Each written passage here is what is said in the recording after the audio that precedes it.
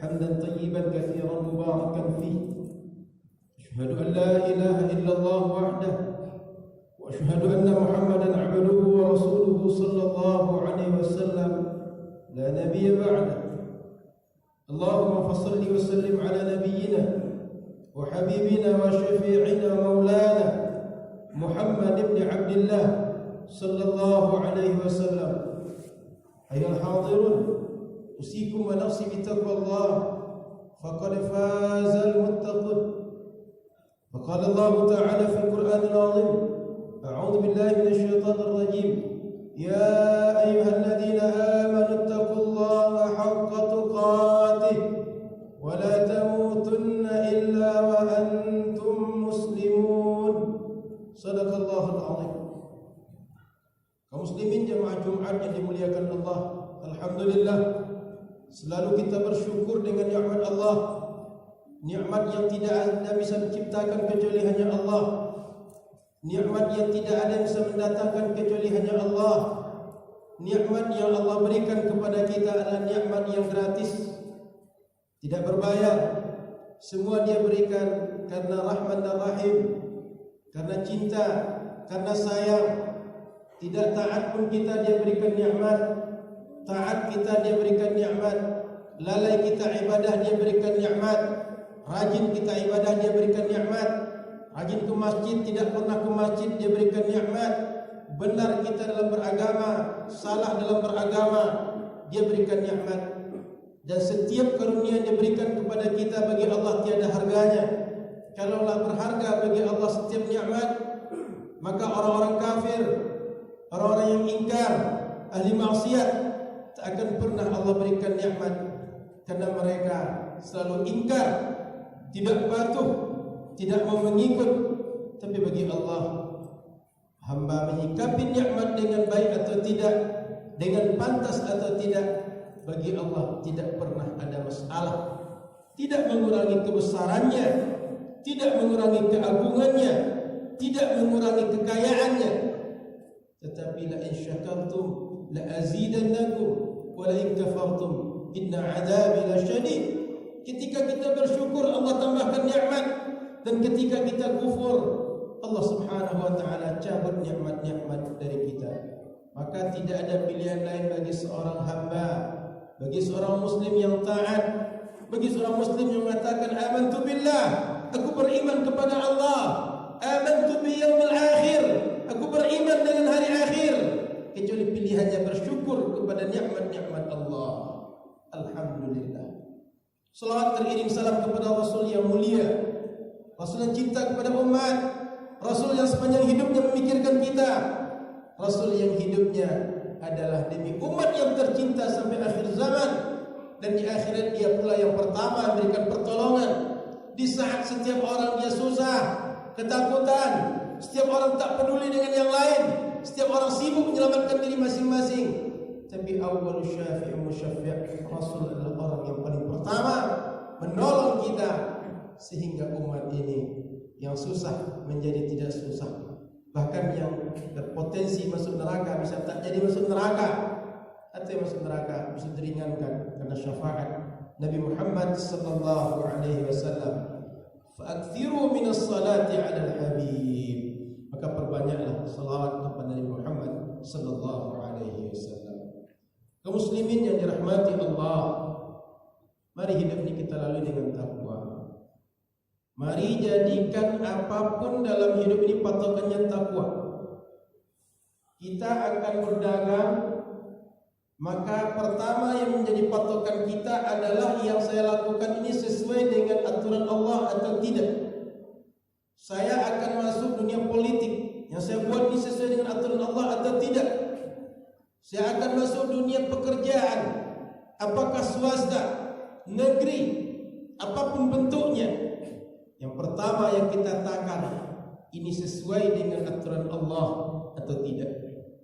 Apapun bidangnya, jadi siapapun kita, dimanapun tempat bekerja, di negeri yang mayoritas penduduknya Muslim atau negeri yang mayoritas penduduknya non-Muslim, yang menjadi patokan kita, pekerjaan saya ini sesuai dengan agama atau tidak. halal atau haram, benar atau salah, dan itu semua hanya akan bisa kita takar dengan berbekal takwa.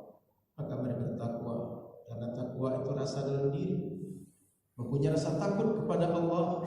Setiap kita salah dalam berbuat, setiap kita akan berbuat, selalu berenung, memikirkan Allah suka terhadap yang saya buat atau tidak, ini sejalan dengan agama atau tidak. Maka orang bertakwa, dia pasti akan lurus dalam hidup, dia pasti akan benar. Dan orang lurus, orang benar, dia akan tenang dalam hidupnya. Meskipun dia sering dikadali orang, meskipun dia sering dizalimi orang, tapi dia akan lurus, dia akan tenang. Dia bahagia di dunia dan bahagia di akhirat. Kaum muslimin yang dimuliakan Allah, dahulu para ulama kita menyebutkan qiwamuddin bil ilmi wad dananir. Agama ini akan kokoh, agama ini akan langgeng, agama ini akan seperti semula, akan kuat bila kita topang dengan ilmu dan harta.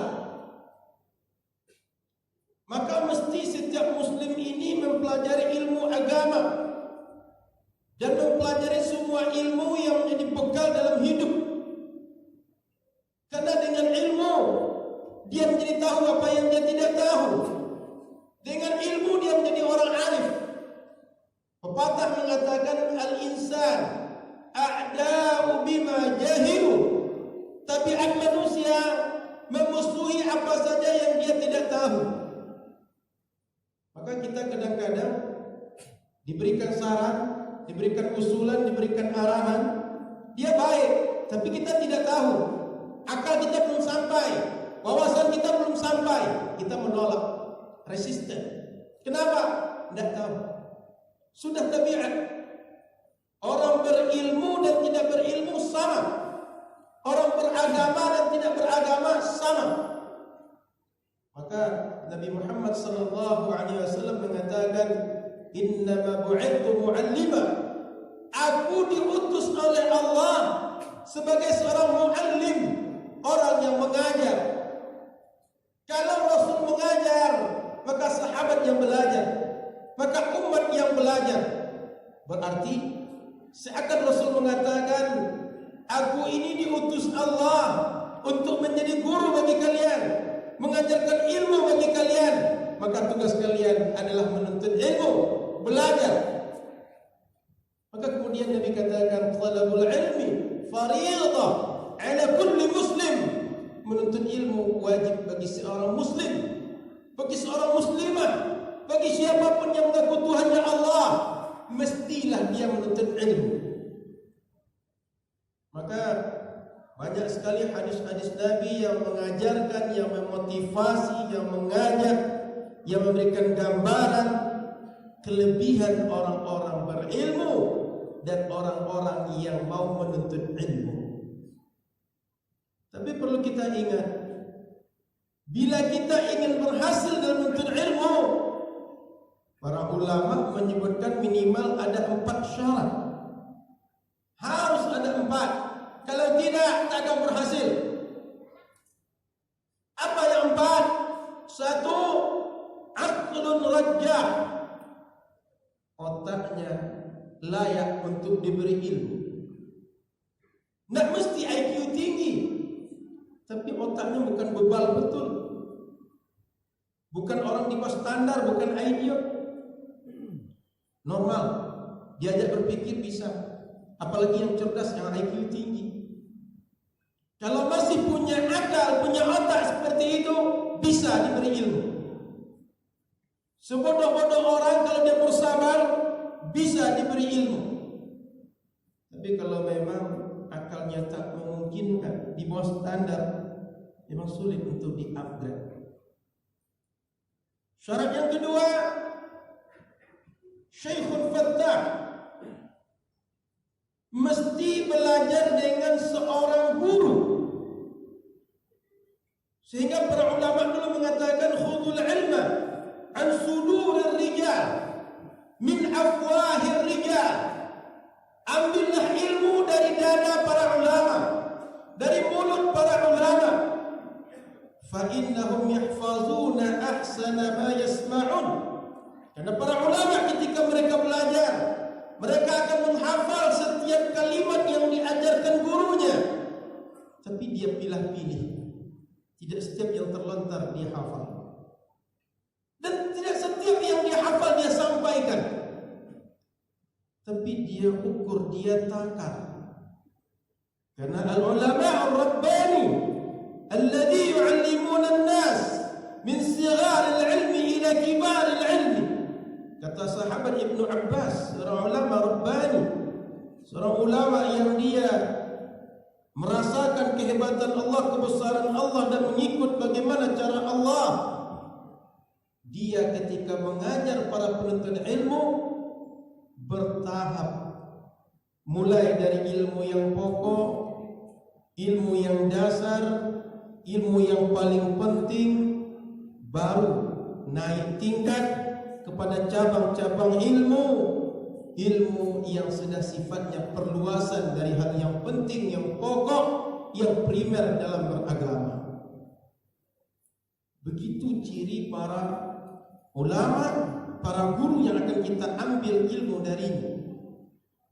Hari ini tidak sedikit mimbar kita, meja-meja majelis ilmu kita diisi oleh orang-orang ahli fitnah. Begitu berkhutbah, begitu berceramah, begitu membuka pengajian, yang paling pertama dibuka kajian adalah perkara mutasyabihat dalam akidah, perkara mukhtalaf fiha dalam masalah fikih. Sehingga yang pertama dibahas aina Allah, di mana Allah, yang membuat orang-orang awam terperangah, bingung akan menjawab. Karena selama ini punya keyakinan Allah pasti ada, dan Allah pasti tak berada di satu tempat manapun. Karena Allah bersifat qidam, Dia adalah pencipta segala apapun yang wujud. Sebelum ada langit, sebelum ada aras, Dia sudah wujud. Berarti pasti Dia tidak di langit, tidak di aras. Tiba-tiba ada orang memaksakan Allah pasti di atas langit, pasti di atas aras, berargumen ribuan ayat yang menceritakan itu. Dan bila kita tak terima, kita kafir. Terperangahlah jamaah. Dibuka lagi pengajian, disebutkan bahawa solat subuh tidak mesti berqunut. Qunut itu bid'ah. Qunut itu bertentangan dengan sunnah. Dia lebih hebat daripada Imam Baihaqi, daripada Imam Nawawi, ahli hadis, al-hafiz, para imam dalam ilmu hadis yang disebut dengan al-hafiz. Bila disebut dengan al-hafiz, minimal hafalan hadisnya 350.000 hadis. Hafal sanad, hafal matan, paham jarah wa ta'dil setiap riwayat hadis.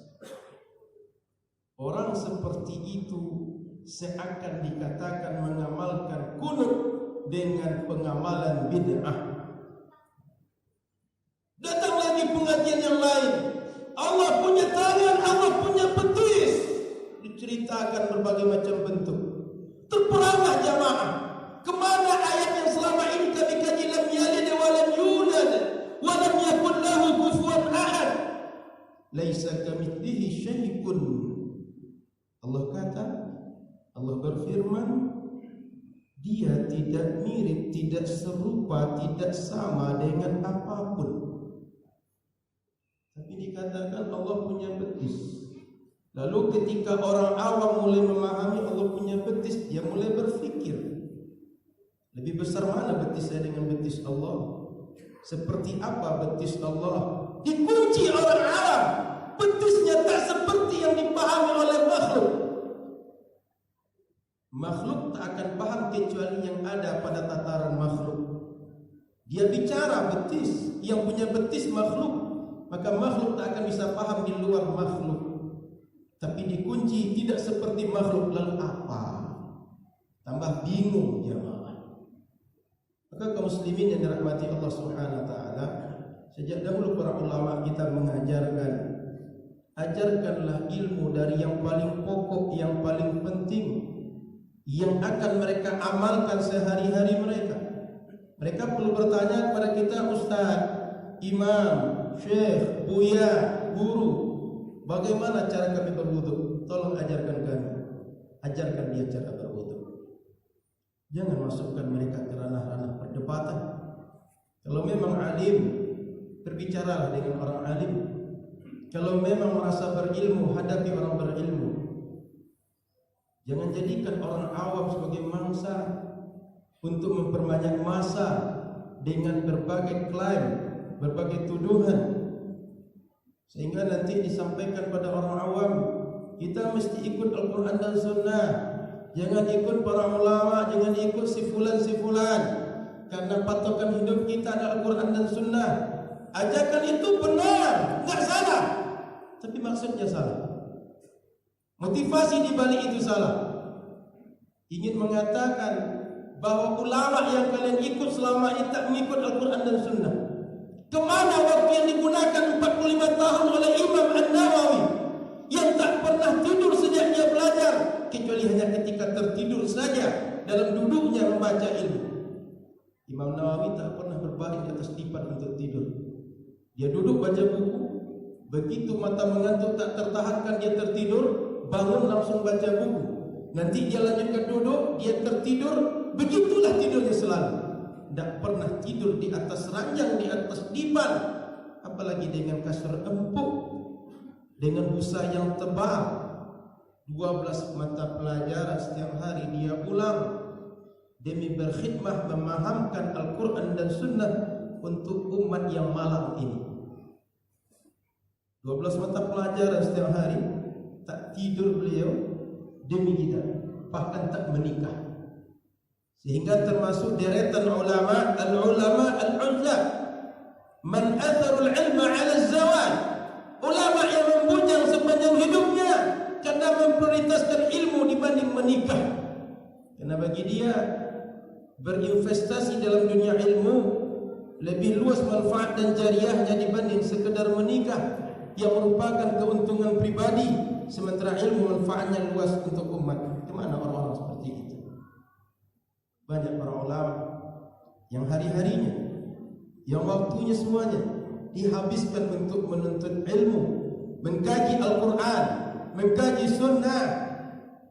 Bahkan ada ulama dari Irak ke Madinah berjalan untuk mendapatkan satu hadis saja.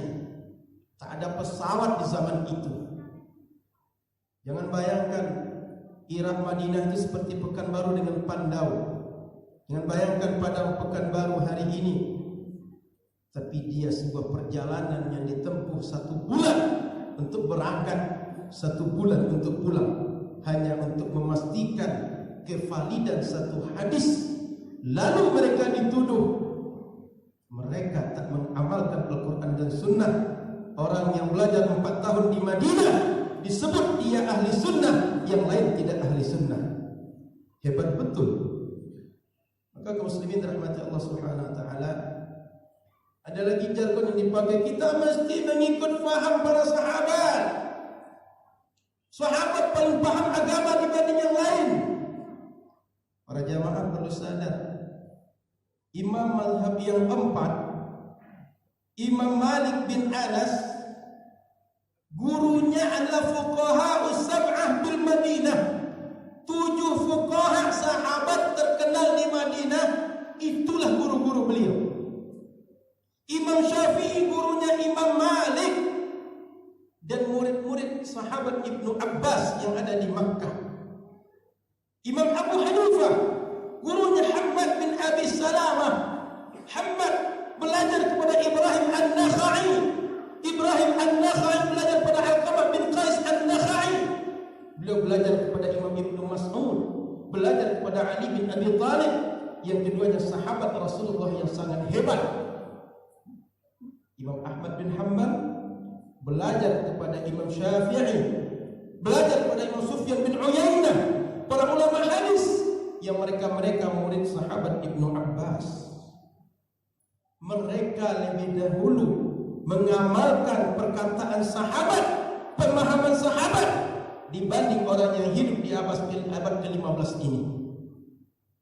Bahkan di antara usul ijtihad mereka, dasar-dasar pokok dalam berijtihad mereka, qaulus sahabi, pemahaman, fatwa, perkataan para sahabat Nabi yang menjelaskan perkara agama.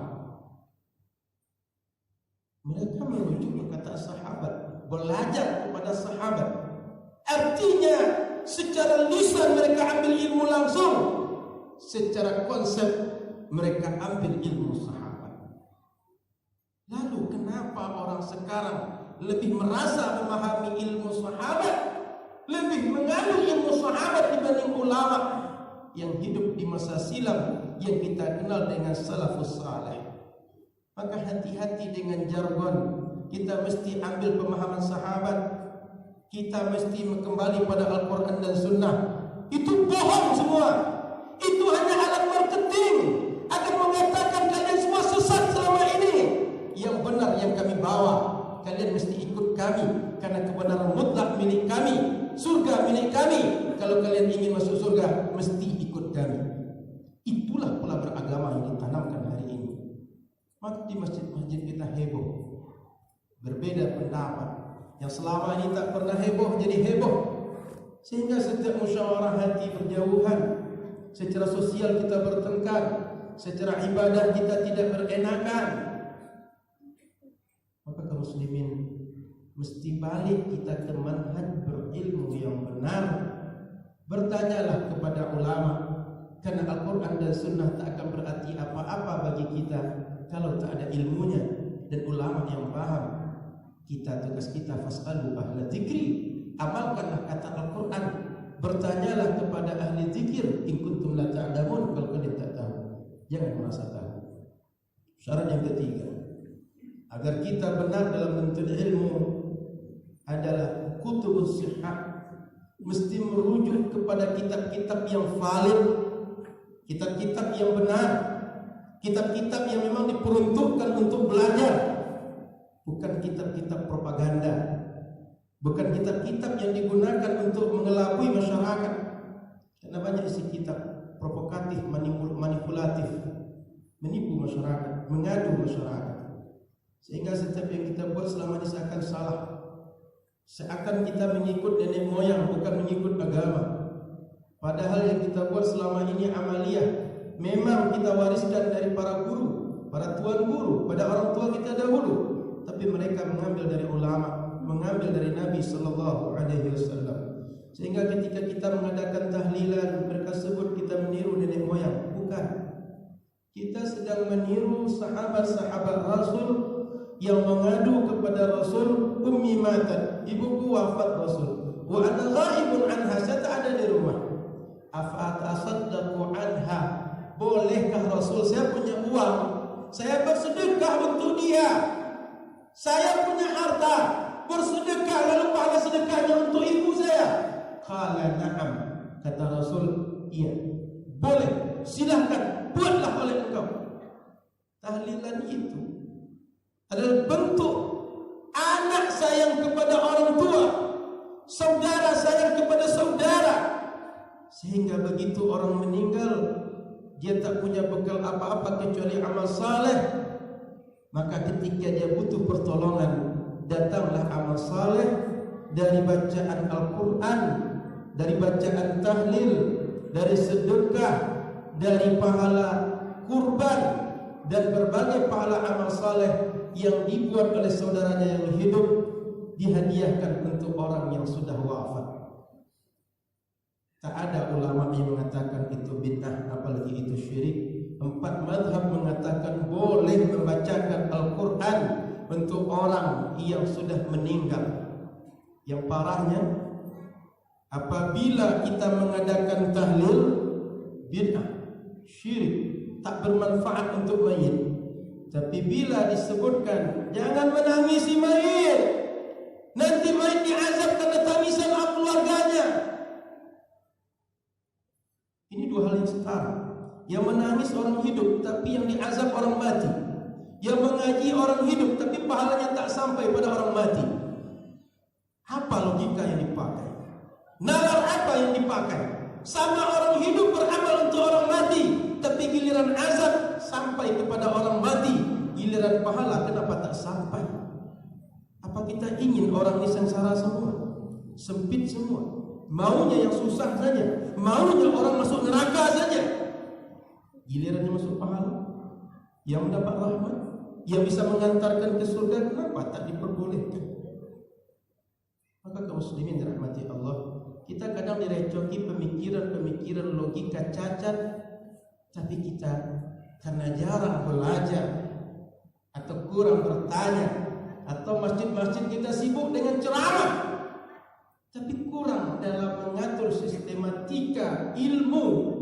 Sehingga yang penting ada ceramah, yang penting setiap Rabu malam ada ceramah, setiap Sabtu subuh ada ceramah, setiap Ahad subuh ada ceramah. Kita tidak mengkaji kitab, kita tidak mendatangkan orang-orang yang memang di bidangnya dalam mengajarkan ilmu agama, yang pada akhirnya ilmu masyarakat kita dia tak berakar. Hal-hal yang pokok banyak kita tak tahu. Kenapa? Karena pengajian kita sibuk membahas sabar, taubat, istighfar. Bagus. Tapi ada yang perlu kita atur, ada yang perlu kita runut, yang perlu kita sistematika. Seperti orang-orang kampus punya bab, punya sistematika, punya pendahuluan, punya isi, punya penutup. Ada tingkatan-tingkatan ilmu, ada prioritas. Maka pengurus-pengurus masjid, hendaklah kita buat pengajian dengan pengajian yang bertujuan untuk mencerahkan umat, menambahkan ilmu umat dengan ilmu yang terbangun dengan sistematik dan memfokuskan ilmu-ilmu pokok yang akan menjadi amal dalam hidup sehari-hari. Jangan sibukkan umat kita ini dengan hal-hal yang sifatnya wacana. Dan wacana itu adalah kelasnya para ulama. Biarlah para ulama berdebat dengan ulama. Mereka buka kitab dengan kitab, mereka adu riwayat dengan riwayat, mereka adu argumen dengan argumen, hujjah dengan hujjah. Karena faqidu syai' la yuti. Orang tak punya HP tak mungkin kasih HP. Orang tak berilmu tak akan mungkin mengasih ilmu. Maka apabila orang awam yang berdebat, ujung-ujungnya adalah perkelahian, hati yang keras dan ketidakharmonisan hubungan bermasyarakat. Tapi orang alim, sehebat apapun mereka berdebat, mereka tahu adabul ikhtilaf, adab dalam berbeda pandangan. Muslimin rahmati Allah, syarat yang keempat, al-mudawamah wal ilham. Agar sukses dalam belajar, tidak cukup sekali dua kali satu kitab, dua kitab, satu ceramah, dua ceramah. Mesti berkesinambungan dan butuh waktu yang panjang. Dahulu para ulama 40 tahun waktu mereka belajar. Ada ulama usianya sudah 60 tahun. Lalu dia belajar 40 tahun untuk belajar. Setelah 40 tahun baru dia mengajar.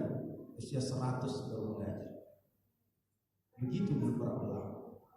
Usia mereka dihabiskan untuk belajar. Sudah matang ilmu, baru mereka mengajar. Dulu di Al-Azhar, orang-orang belajar ilmu agama talaqi kepada syekh, pada seorang guru.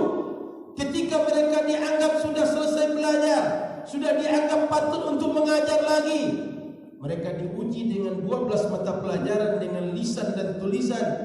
Bila dia bisa menjawab, bila dia bisa benar, baru memberikan syahadatu alimiyah. Syahadah tanda dia seorang alim, baru dia boleh mengajar.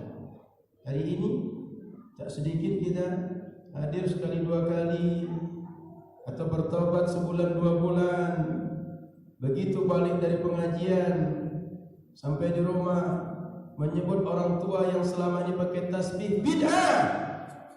Orang tua yang selama ini pakai celana, pakai sarung agak panjang dari kaki, bertentangan dengan sunnah, fitnah, di neraka. Puluhan tahun bapaknya membesarkan, puluhan tahun ibunya membesarkan, tapi ibunya dikatakan, ibu mesti pakai cadar, kalau tidak berdosa, haram. Kemana air susu yang selama ini membesarkan? Kemana selama ini nasi, air putih yang masuk ke dalam tenggorokan kita dari tetesan keringat mereka? Takkah pandai beradab dan menyampaikan ilmu? Bahkan tak selamanya orang benar itu dia akan benar karena cara dia menyampaikan tak benar. Kita kadang-kadang kaum muslimin yang dirahmati Allah terlalu pede dengan kehebatan kita. Padahal kita barangkali lebih buruk daripada katak dalam tempurung. Tapi begitu bertemu dengan orang berbeda dengan kita, ketika tasyahud tangannya tak digerakkan, dianggap solatnya tak sesuai dengan sunnah. Ketika berdiri di sujud dia tak menggunakan kepalan tangan, dianggap tak sesuai dengan sunnah. Padahal kita baru kenal dengan sunnah. Maka muslimin rahmati Allah, bersabarlah menuntut ilmu. Para ulama dahulu, bahkan sampai hari ini orang sampai dapat doktor, minimal dia SD, SMP, SMA 12 tahun, S1 4 tahun, 16 tahun, S2 2 tahun, sudah 18 tahun, S3 katakan 3 tahun, 21 tahun, baru doktor. Belum lulus syekh seperti yang dulu. Maka jangan terburu-buru. Biarlah para ahli berbicara, kita mendengar para ahli berbicara. Kenapa dalam masalah mekanik kita datang ke bengkel, tapi masalah agama semua kita merasa hebat? Kenapa dalam masalah politik, dalam masalah medis kita serahkan kepada orangnya, tapi masalah agama setiap kita merasa pintar? Padahal mengaji, jangankan mengaji kita, ceramah di masjid kita, sekali 2 kali sebulan kita cuma datang, tapi merasa hebat dari orang alim yang ilmunya alim sesungguhnya, banyak kitab yang sudah selesaikannya, banyak gurunya, ratusan gurunya, dan itu kadang kita bully, kadang kita celah, kita anggap orang yang menyelisihi sunnah, menyelisihi agama. Rahimallahu ra'an alima qadra nafsihi. Allah merahmati orang-orang yang tahu kapasitas dirinya. Ukurlah diri kita, karena kesadaran itu akan membuat kita bijak, akan membuat kita benar dan beradab dengan sesungguhnya adab. Kaum muslimin rahmati Allah, maka ilmu adalah fondasi penting kita dalam beragama. Kalau tidak berilmu, maka kita hanya akan emosional, hasrat diri. Setiap apapun yang kita buat, ego kita lebih dahulu daripada ilmu kita. Maka umat ini hari ini ketinggalan, hari ini banyak kekurangan karena ilmu. Yang kedua, pilar agama ini akan kuat bilma dengan harta. Maka mestilah umat Islam yang kaya dia gunakan hartanya dengan benar. Karena kata Rasulullah sallallahu alaihi wasallam, inna lillahi ibadah. Sungguhnya Allah Subhanahu wa taala punya hamba-hamba. Hamba-hamba tersebut merupakan beberapa kelompok manusia. Allah titipkan harta pada mereka. Yafza'u ilaihin nas, orang mengadu kepada dia ketika susah. Apabila mereka menggunakan harta itu untuk orang lain, menolong orang lain, aqarraha indahum, Allah tetapkan harta itu pada mereka. Fa immana'uha, andaikan mereka menghalangnya, mencegahnya, menahannya, tak mau menyalurkannya, Allah pindahkan dari mereka kepada yang lain. Sama dengan kita punya staf, satu staf kita berikan amanah, dia kerjakan tugas dengan baik, kita percaya dengan dia, bahkan kita tambahkan amanah.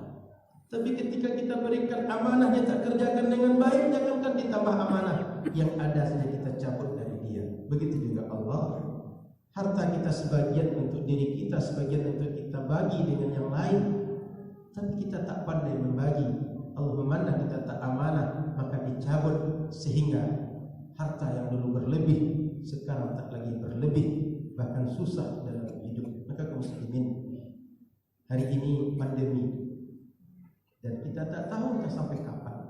Banyak kawan kita yang isolasi mandiri, isolasi di rumah sakit, banyak yang butuh asupan, banyak yang ekonominya sangat berubah drastis. Bagi mereka yang masih Allah bukakan rezeki, masih Allah mudahkan rezeki, dengan setiap pekerjaan dan usaha mereka, lebih dari apa yang bisa kita makan untuk diri dan keluarga, bagilah untuk yang lain. Jangan hanya untuk kita, karena Allah akan tarik bila kita tak amanah dengan titipan yang Dia berikan kepada kita. Fahal tunsaruna illa bidu'afaikum, kata Nabi, kalian selama ini tolong Allah, kalian diberikan rezeki oleh Allah, karena masih banyak orang mu'afak di antara kalian. Kalau diperturutkan perlakuan kalian, kelakuan kalian yang sombong dengan harta, yang tamak dengan harta yang kalian miliki, tak mau berbagi, Allah pasti akan azab kalian. Tapi karena masih ada orang-orang dhaif, orang-orang lemah, orang-orang miskin, orang-orang tak berpakaian, orang-orang tak makan, orang-orang tak berumah, mereka Allah sampaikan rezeki melalui orang kaya di antara mereka, maka Allah masih memberikan nikmat kepada kita. Berikanlah kepada mereka yang berhak, agar di akhirat kita mudah, di dunia pun kita aman, insyaallah. Barakallahu li wa lakum minal Qur'anil azim, wa nafa'ani wa iyyakum fihi minal ayati dzikril hakim. Wadhkurullaha ta'ala watlu kitabahu haqqa tilawatihi wastaghfiruhu